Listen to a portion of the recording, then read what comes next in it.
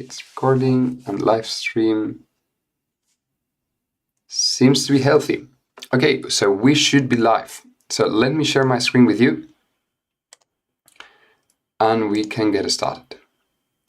So now you should be seeing my screen, and I would like to welcome everybody to this new ADA monthly meetup for 2025. The first one we're having, we didn't have one in January because of New Year's. We didn't have one in February because of FOSDEM, and that's exactly where I want to talk to you about. So let's start with FOSDEM. So for those of you who know, and which should be everybody, we had the ADA Dev Room track early last month, and it was a half-day Dev Room from 9 a.m. to 12 to 1 p.m. basically, and we had a quite varied list of talks. Let me zoom in so you can see it better. They all have been uploaded to the website, so if you would like to see them, watch them, take a look at the slides, you're more than welcome to do so. We reviewed everything, so everything should be just fine. Since I know there are a couple of speakers from this room, I would like also to remind the speakers that you can submit a one-page kind of abstract to the ADA Europe, to the ADA Users Journal. If you would like to. It's not mandatory, but it's highly recommended that you do that to share your topics with the rest of the ADA community.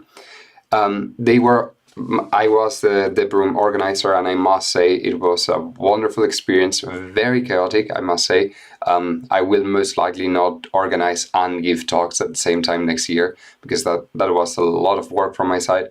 But I wasn't alone, and I would like to thank AJ, who's in the call, and Dirk Kranus, who I believe won't be able to join us today, who also were helping me greatly with the organization and just managing everything before the Dev Room and during the Dev Room, and also after the Dev Room, which we organizers also have a bit of work to do there.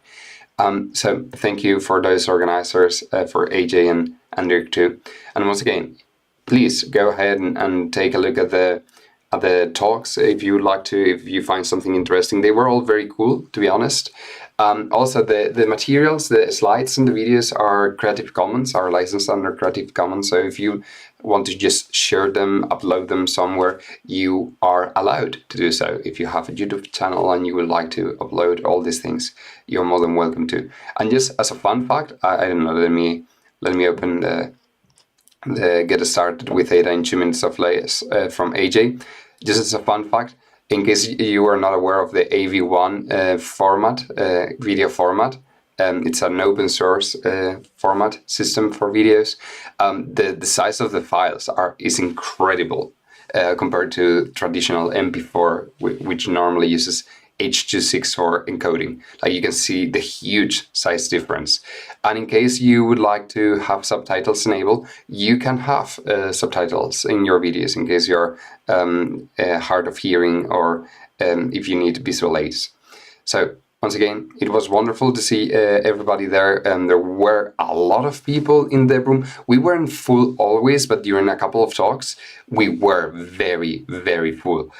Some people had to stand on the sides and on the stairs just to watch the talks. So that was a very good outcome. We had a lot of participation from the public. So I'm very, very, very happy with that, and we had very high quality presentations. So AJ, I don't know if you would like to add something to what I said, since you were also there. Also, Strexu was also there, and he gave talk. But yeah, if you would like to, no need to. Don't feel forced to add anything. And yes, Strexu or AJ. Oh, I wouldn't like to interrupt AJ. He can go first. Well, you can go. Yeah, go ahead.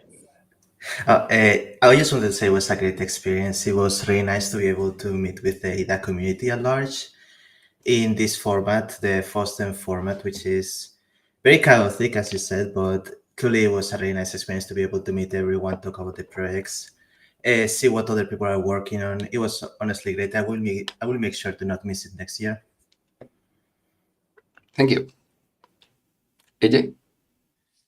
Yeah, I just wanted to mirror what everyone else said. It was such a fantastic experience, being able to meet with the greater Ada community. I'm from the USA, so it was a bit of a trip to get here, but it was absolutely worth it for me. And hopefully we get another one next year and we can do that as well. And yeah, definitely check out the talks. They were all like really, really interesting. Um, Fernando's talk on liquid types I have been sending to friends because I feel like it does a fantastic explanation, especially like not for people who aren't familiar with the Ada language, getting introduced to it by that talk is I think is a pretty good experience so far. So definitely check out the presentations. They were a lot of fun and really great experience. Thank you, AJ. And also, if you're new to Ada or you would like to learn a bit more about Ada, please make sure to also watch past editions of FOSDEMs where we had different talks. A lot of those talks were really, really good. And I actually got started with Ada by watching FOSDEM talks several years ago. So, yeah, they are highly recommended from my side. And talking, so next topic, but still on the same vein, talking about conferences. The 29th Ada Europe International Conference will be taking place in Paris from the 10th to the 13th of June this year. And we finally have confirmation, or the webpage is finally up for the second Ada Developers Workshop, which will have the same themes and style as last year, Ada Developers Workshop in Barcelona. We cannot still confirm the cost of this workshop, but we will try, just like last year, to lower it as much as possible. So we still need to talk to some sponsors. But the information is already up in the webpage. You will have the links as part of the minutes of the meeting, so don't worry about that. And we also have the schedule ready for people to submit their talks, their topics, their ideas, their proposals. We already have one submitted. So once again, feel free to just send us the abstracts and some basic information. We're not asking for much, just the basics to have an idea of what you would like to do. And we are open to not just technical talks. We are open to discussions, showcases, even small workshops. So please feel free to submit it. Hopefully within the schedule. We are flexible, so if you are late for the submissions, that should be fine, but please do so before April 6th, and we will try to do the first announcement as soon as possible, so at or before the 20th of April. Mostly this is done for people who need to book flights, to book accommodation, so they can do so as early as possible and therefore as cheaply as possible. And here you have the list of organizers, same one as last year. Fabian Schütte from AdaCore will be with us, Dirk will be with us, and I will be there. Also, the talks will be live streamed just like last year. Hopefully there will be less technical issues as there were last year. I'll try to improve on the online experience for those who cannot join us in Paris. And just to give you a bit more information, the workshop for Ada developers, the community workshop, will be taking place within the larger conference. So here you have the main. Sorry, here you have the current dates. If you would like to contribute technical talks, your own tutorials for the different tracks. There is still some time to do some workshops and tutorials if you'd like to submit those for the general conference.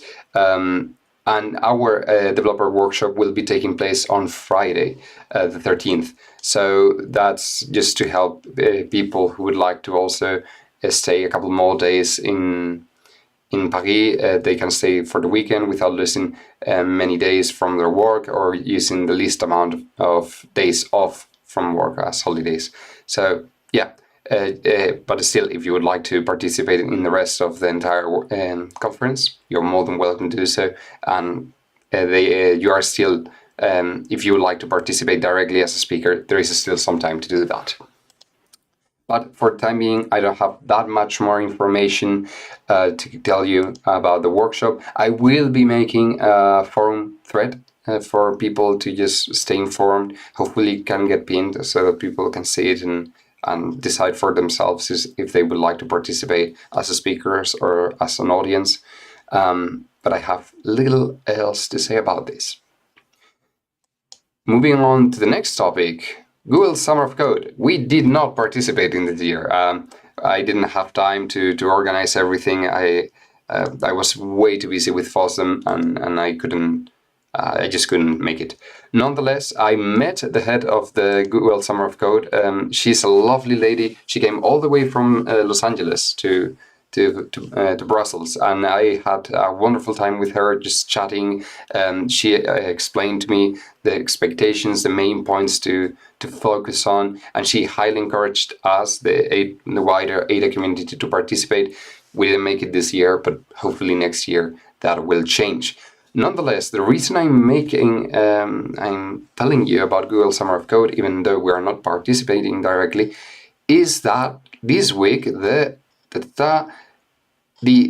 organizations taking part of this project have been announced. So you can go and open the link to browse the 2025 organizations, and you can see the huge list of participating institutions. Some of you will know quite a few of them, like, for example, the GNU Compiler Collection, GCC, where GNAT actually lives and the GNAT compiler is part of. And you can browse them all depending on like the type of organization there is, or just have the full list here. So I think it's interesting if you're professors and teachers and you would like to encourage your students to participate in the open ecosystems and start contributing to the open ecosystem, you're more than welcome to do so. Nonetheless, the Google Summer of Code is no longer unique to students. So if you are a working person that would like to start contributing to open source projects, you can also participate. And regarding Ada, as we are here to talk about Ada, you can participate in some of these projects and work with Ada and work on Ada topics. For example, here we have as I said, the GNU Compiler Collection. If you would like to work a little bit on GCC and GNAT and maybe improve some of the features or broaden the supported architectures or operating systems, or upstream some patches that are scattered throughout the different package managers from different operating systems, and you would like them to be part of the official GNAT, you can do so. You can propose topics to the GCC, let's say, committee. Well, first things first, if you would like to participate, please read the contributors' guidelines. They explain everything. They are highly detailed, and they should answer all your questions, and the procedures are explained there with great detail. But you would just have to propose your topics to the different projects, to the different boards, and have willing mentors. So there needs to be a second person at least that will be willing to mentor you throughout the work that you are proposing. So one thing that I recommend is to send messages or have discussions in the forums and in the chats about your ideas. If there is a potential volunteer to mentor you, to guide you through those topics that you are proposing, or if you would like to be a mentor, also check and make sure that you propose those ideas. Go to the boards of these projects and say, "Hey, I'm willing to mentor this kind of project if a student comes up that would like to work on it." So you can propose Ada topics to, for example, GCC as part of GNAT compiler, but also, for example, the RTMS project, which is a real-time operating system that, as far as I know, is mostly used by NASA, and it's mostly POSIX compliant kernel for safety critical systems, and it has Ada support. It has some Ada runtime bits here and there, and for example, they have not been taken care of for a long time. They work because good Ada will keep on working for a long time, but nonetheless, some work could be done there, and for example, the tooling, the infrastructure there could be improved regarding Ada. So a lot of these some of these projects use or can make use of Ada, and you can propose your Ada topics there. There are quite a lot of institutions. Like we are just in the first page, and in the first page, and we have 185 other institutions, well, in total. So you may want to take a look at it. Like, for example, Debian, if you feel like the packaging of Ada tools and libraries, etc., in Debian is not as good, maybe you would like to improve that situation and, well, help them. And nonetheless, this is, once again, not just related to Ada. If you are like an engineer and you would like to do some computational fluid dynamics things, there is SU2 and many other projects here. So just letting you know, you can participate as mentors, you can participate as students, or you can tell other people about this if they would like to. And there are opportunities, potential opportunities to work on Ada here. Also, there is this large thread in the forums that was started a while ago about the possibility of participating in Google Summer of Code. As I said, we are it's definitely that we are not going to participate on the program.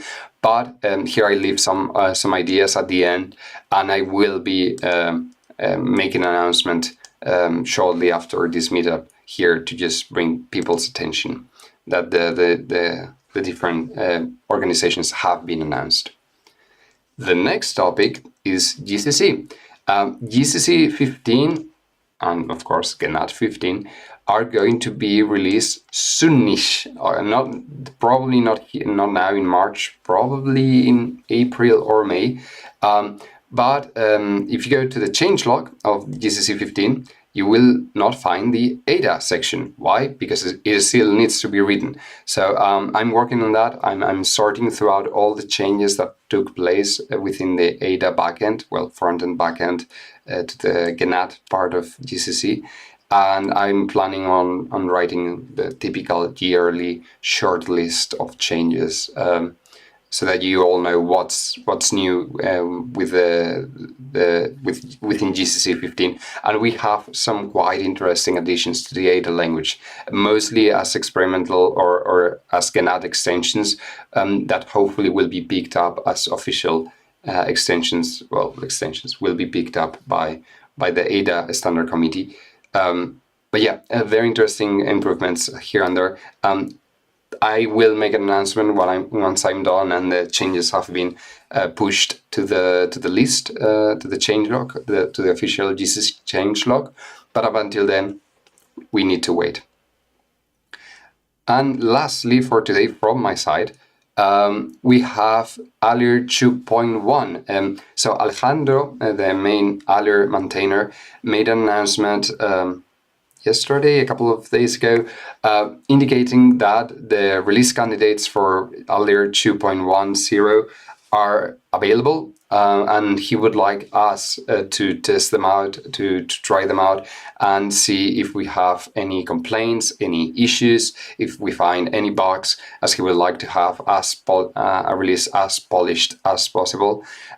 So once again, he's calling on the help of the community, the wider Ada community, to try the new release, the new release candidates. And actually, just an hour ago, he did the release candidate 2, and he would like to make an official release, as I believe he said, on Monday or someone like that. So yeah, and there isn't a lot of time, but there is still time for you to play around with it and give feedback as soon as possible. And from my side, that is all. Once again, all these links will be part of the thread in the forums, the one specific to this meetup from the 1st of March 2025. But now we still have AJ, who would like to showcase his card game, a game library that he has been working on for the past few days, or well, weeks, actually. So, AJ, would you like to share with us your creation? Yeah, thank you. So before I get into the card game, I just wanted to mention when the new version of Illyr comes out, I plan on also updating the Get Ada to handle automatically installing it on Arch 64 architecture on Linux. So that's kind of what I'm waiting for now that we do have Illyr in GitHub Actions and everything. They're able to compile things for ARM on Linux. We'll be able to have that full tool chain as well, so you can like use a Raspberry Pi browser and install it that way if you wanted to. So I'm really excited about that.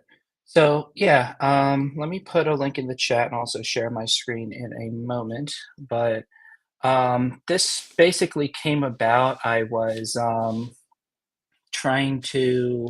Here we go. Let's see if this works. There we go. So yeah, I was basically getting addicted to solitaire for a while, and I decided I wanted to try just to see if I could writing a card library in Ada. And I know I found out there was another card library already written in Ada, and I didn't come across it, and it's funny because it has a lot of similar features. So, and that one I think is not Ada. This is Ada 2022, so it uses a lot of the modern features. So if that's if you didn't want that, then the other card game in the thread is listed. But yeah, it's essentially written, where you can set up cards, you can create a stack of cards where you're like creating a stack of 6 cards by using multiplying with operator overloads, and it can return wide characters, so you can put like Unicode symbols and everything, and it also includes this here, like the little actual Unicode symbols for the cards themselves. Mostly just experimenting. I could switch to VS Code real quick, and I'll kind of show you what that looks like here. Let's see.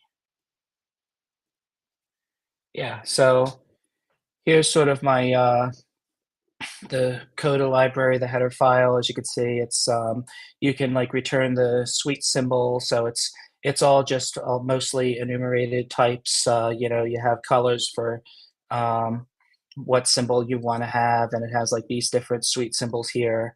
You have the card symbols, which are also essentially it's a with static predicate, just limiting it to a wide character of just these characters here, and it all goes down through there.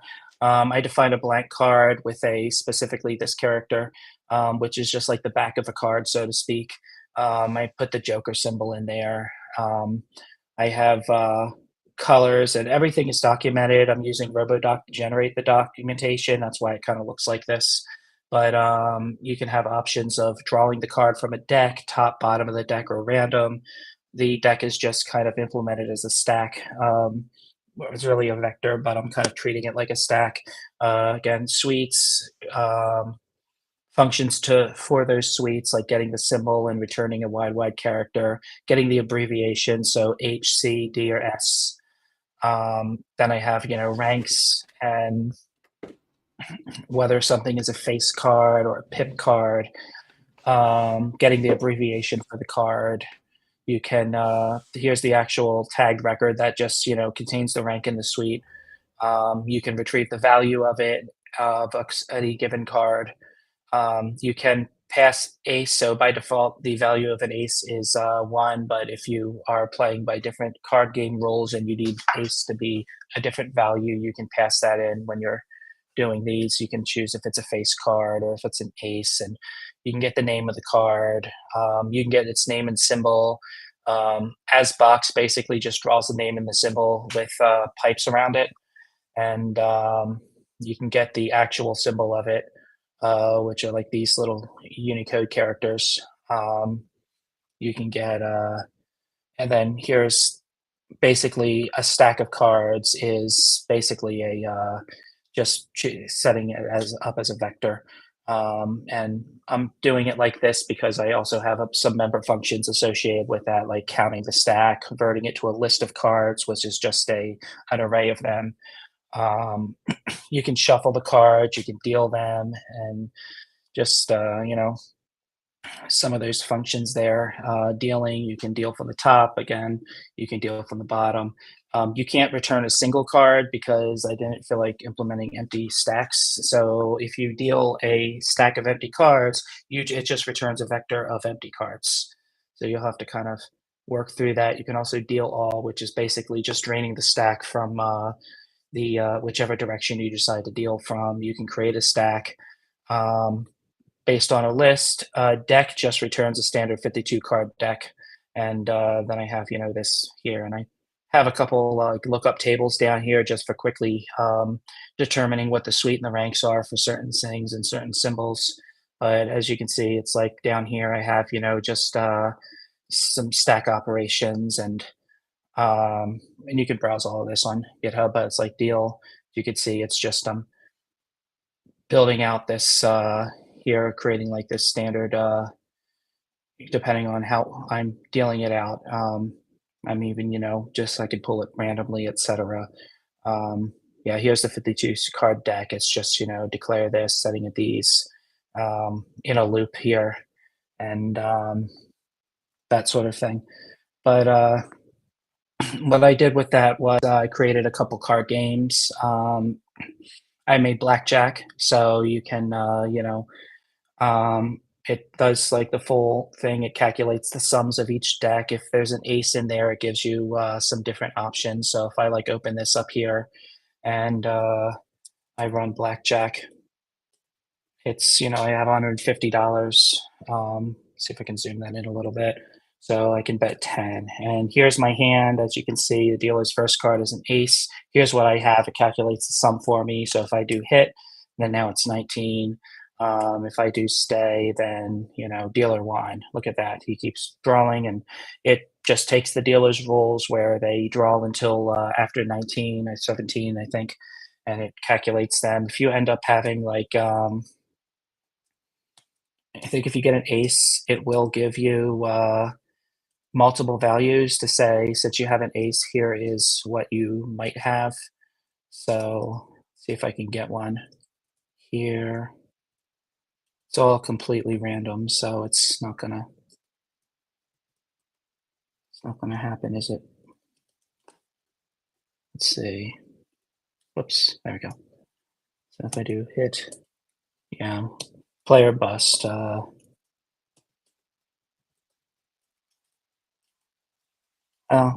yeah, it happened up here, player's hand. So I got an ace and a queen, so I was either, it was either 11 or 21, and I got blackjack, so I won that one immediately. But that's kind of how it goes. So if I just hit enter and I quit here, I also have Klondike. And this is just, I'm using ANSI escape codes, so I can use the arrow keys to move things around. If I select, like, if I go in here and try and get like this jack, I hit the space bar, and now I'm selecting the jack, and then I just move it over here. And these are just, utilizing stacks of cards. Each frame, so to speak, just redraws the this item every time. It keeps track of all of the moves I do, and I'm just like saving the game state in a vector. So if I hit U to undo, I can undo that move, and I can undo moves all the way to the beginning of the game if I wanted to. I can, cycle through all of this. If I have an ace and I hit it, it jumps over here, and then I can go down here and hit 2, and there's another ace, um, that sort of thing. So I can like bring these through. If it's just an invalid, it will just stop working there for me. But yeah, I mostly just did this to see if I could. I learn best just by playing around, and this was it was pretty fun to mess around with this and see. And now I figure, hey, if I need to have a card library for that MMORPG that I'm slowly working on. I can I have one now, so that's that's about it. Don't try playing this in Windows. It will not work because Windows both crashes terribly when trying to render the Unicode characters in the Windows terminal, and ANSI is ANSI only right now. So I'm still, I think I'm going to be, if I want to mess with this more, I'm probably going to bring out better, I guess, Windows support and maybe detect using Allure to detect what platform it's compiling for and change it a little if it's Windows, maybe knock out the Unicode or swap some things around. But yeah, that's the game library, the little card games that I've been messing around with. It is in Allure now. The README says it's coming soon, but it actually is in the index. I just haven't updated the README yet until I get the examples working better. Great, thank you for the showcase. Are there any questions for AJ from those who are curious?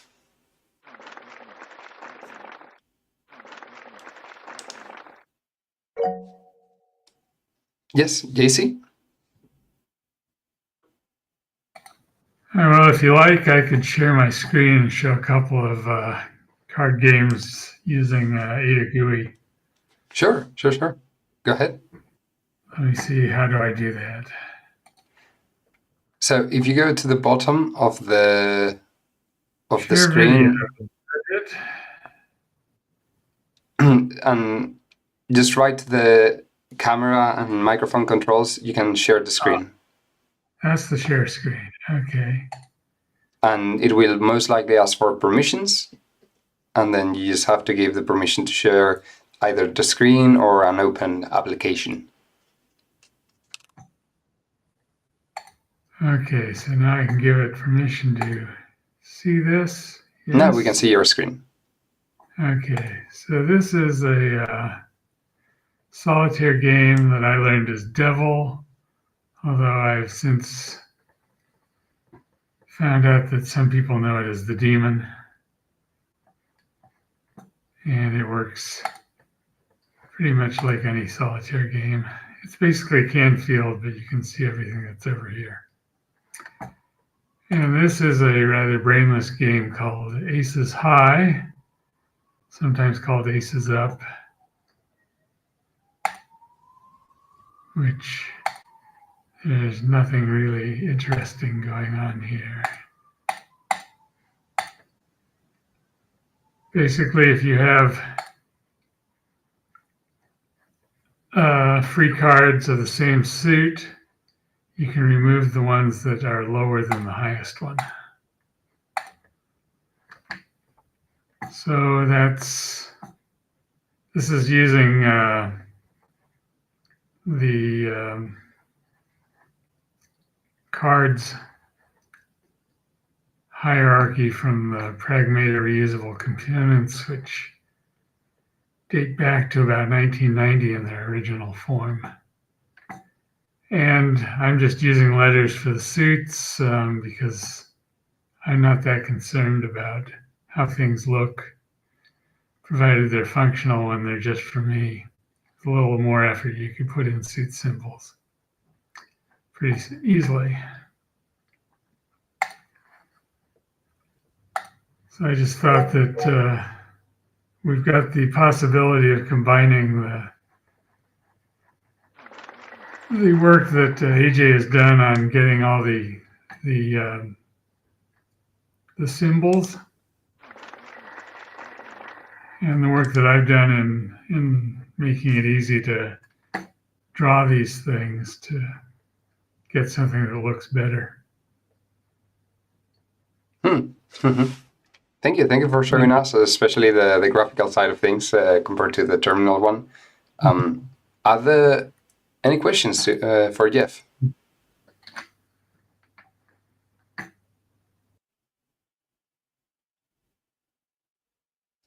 So there doesn't seem to be one. Nonetheless, I will add the link to PragmaArc and AdaGUI to the minutes of the meeting. So if anybody is interested on checking those libraries out, I highly recommend that you do, actually.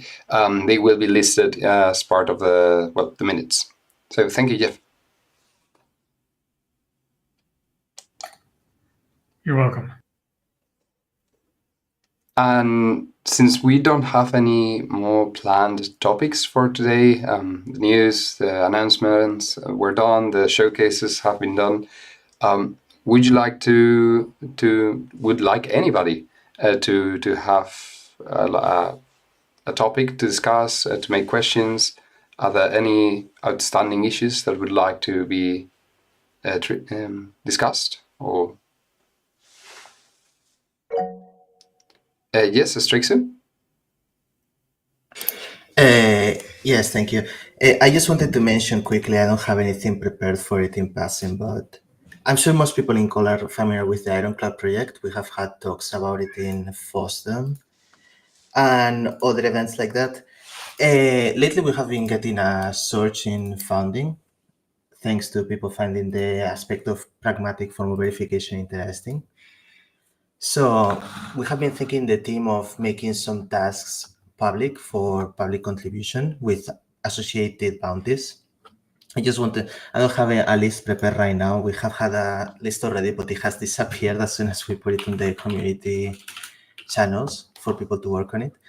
So I just wanted to say, stay tuned to the community tabs that we have in the website. We will be sure to announce it also in the RSS. Since we're talking about contributions to open source software and working on ADA things, I think it would be interesting for people to know that in the Ironclad project, we will be doing in 1 or 2 months' time announcements for similar tasks for people to complete. Thank you, Christian, for the announcement. I forgot actually to say that. So yes, I saw from Strixu, Christian gave a talk in FOSDEM, which I recommend that you watch. His past talks in here in the meetup and also in the ADA Developers Workshop that we had last year, and there was quite a bit of interest in Ironclad and in general with the wider FOSDEM community. There were also quite a few talks and tracks regarding operating system development, so it's a pretty hot topic to say the least. And regarding funding, I did manage to talk to some people during FOSDEM that can obtain and manage some funds. Hopefully I will have some good news for you in the future. Things are going slow, but they are flowing, which is the most important thing for me. So hopefully in the next ADA monthly meetup or the next couple of ones, I will have an announcement regarding some funding ideas and projects. But up until then, I cannot say much more than that. And I saw a message from Weston. My mic isn't working, but I want to say I really enjoyed the FOSDEM 25 presentations. Great job to everyone who presented. Thank you, Weston.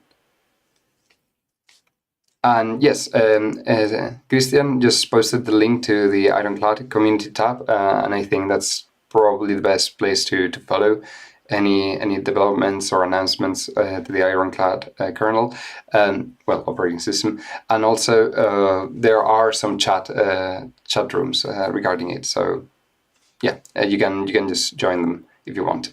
I know because I'm part of a couple of those. So thank you, Christian, for that input. I forgot about it. Thank you. Are there any more topics or questions that would like to be discussed?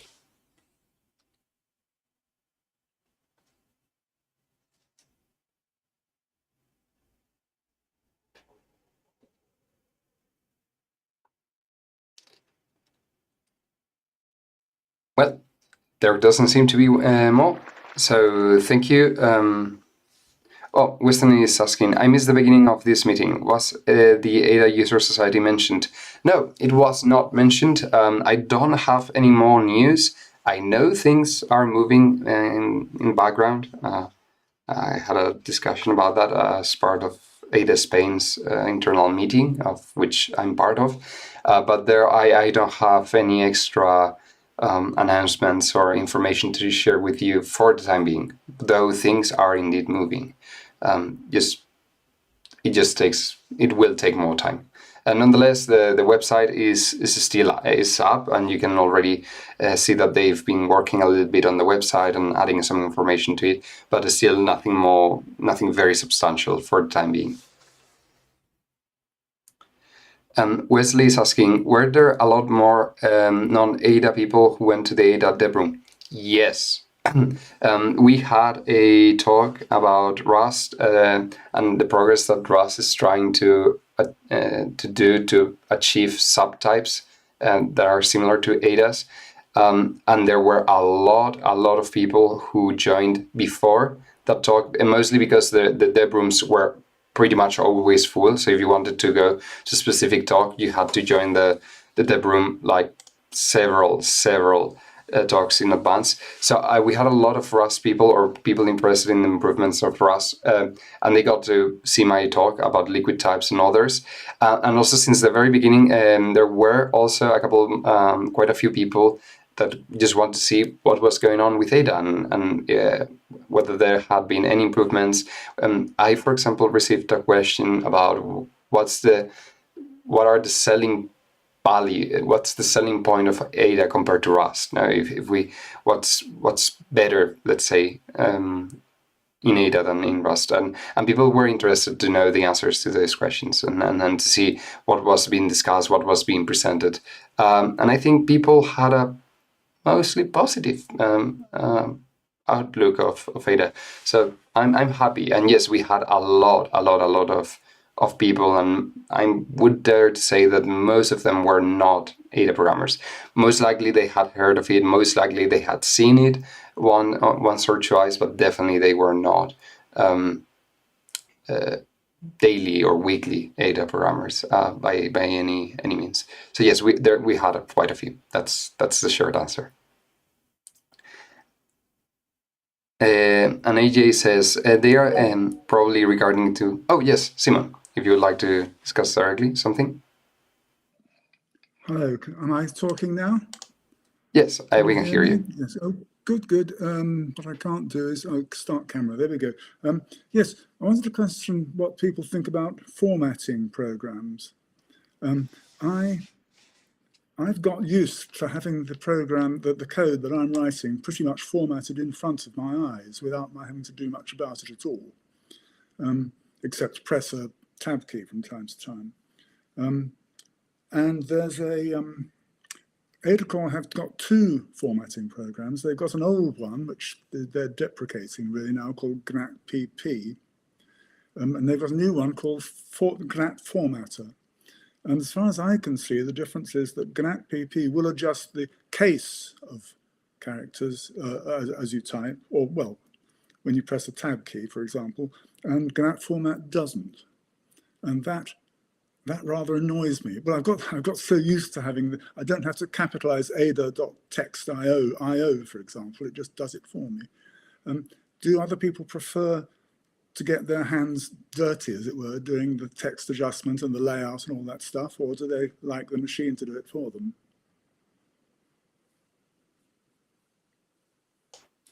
If you would like to answer directly, yes, Christian? I definitely prefer having a machine-assisted method for it. This actually links a lot into, I've recently been struggling to get either NatPP or NAT format to work with the Ironclad codebase, since we have quite a difficult to navigate build system. We cannot really attach a layer. We cannot really attach NatPP or things like this. And yeah, I really felt the loss of not having a program like that to actually use. I much rather use the mechanical methods. Yeah. Okay. Since AdaCore are moving away from GNAT PP and to GNAT format, I thought I would spend some time making a automatic case setting program for myself, which I'm calling Ada Case Run, which is nearly ready for release. It uses libadalang, which was quite an experience, I have to say. But AdaCore were helpful. When I stumbled over something, they sorted out my problem straight away. So that was very good. But as I say, libAdalang is not an easy thing to get to grips with, because it's not very discoverable.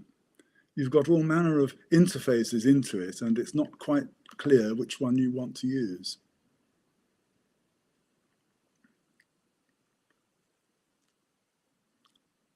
So if I can add my own personal opinion, I prefer a machine-assisted formatter directly.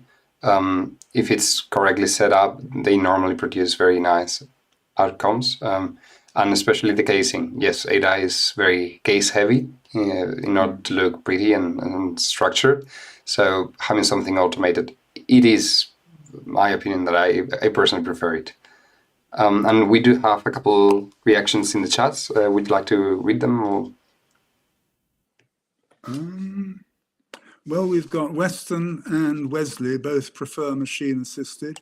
I'm not quite sure what Orbit meant when he says when they say dirty, because sometimes I misclick and have to remove the unnecessary line. I think those are the comments we have. So it seems like a pretty much a vote for machine assisted, which is what I thought people would say. I remember the rational environment where you couldn't adjust the case of things and you couldn't adjust the layout. It just happened for you. It was completely automatic and you had really no control whatsoever over it. That could be annoying, but you just have to live with it. Jeffrey does have a good point in the chat, and he says that he's happy with the assistance provided by Gnat Studio, the Gnat Studio editor. Do you know if it has its own formatter, if it's using those tools under the hood, or? I'm not sure whether. Well, Adacore are planning to move all their formatting over to an engine, and it's going to be Gnat format. Certainly, the Visual Studio work has both in at the moment, but they're going to move over to Gnat format. I don't use Gnat Studio myself, so I'm not really I don't really know about it. What I will say is something really, really nice, if you can get it to work, is being able to format to do the casing as declared. So if you just type the name of something in the closure of your program, it knows how to format it, which is brilliant. And if it won't format, it means you've probably got something wrong with your code. You know, syntactically wrong, semantically wrong sometimes. A list of words you like. Oh yes, Wesley wants to have a casing dictionary. This is something that Gnat PP certainly supports, and my Ada Caser does, though I'm not so sure about it now. Anyway, yes, casing dictionaries are something that's definitely really useful.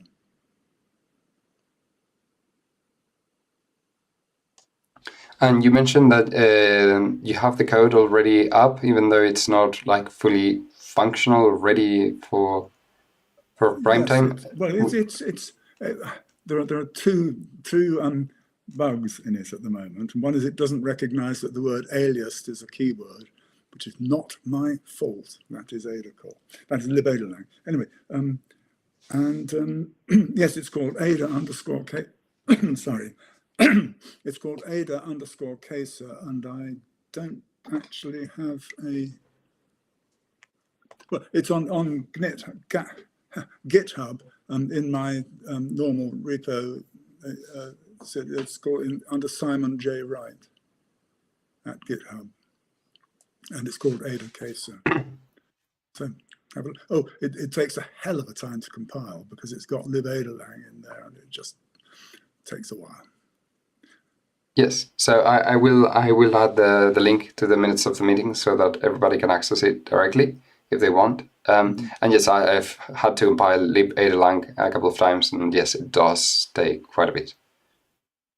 Yeah, we've got a couple of nice comments and further comments. Vadim, Gnat Studio uses its own formatter at the moment, but it will be replaced by Gnat format as with ALS in the next release. Streaks of words like NVMe, that's capital N, capital V, capital M, capital NVM with little e, which can be a problem. And Vladimir doesn't like the way that GNAT format can't disable formatting on a section of code. If you've got something you carefully designed to look nice and the formatter gets at it and destroys your beautiful layout completely, that can be very annoying. And GNAT PP will let you do that, and GNAT format won't. At the moment, I mean, you know, it's a work in progress. Enough people start using it and make suggestions, we could make a difference.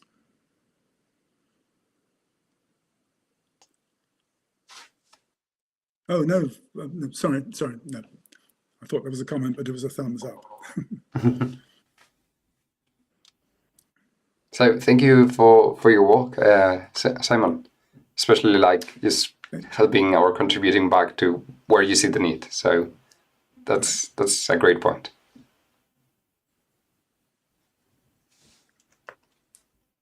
Do we have any more topics that you would like to discuss, you all?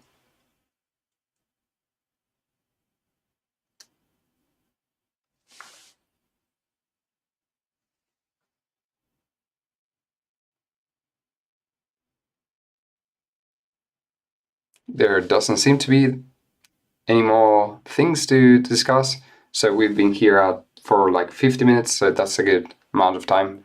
So thank you everybody for being here once again after quite a few months of not having any meetups.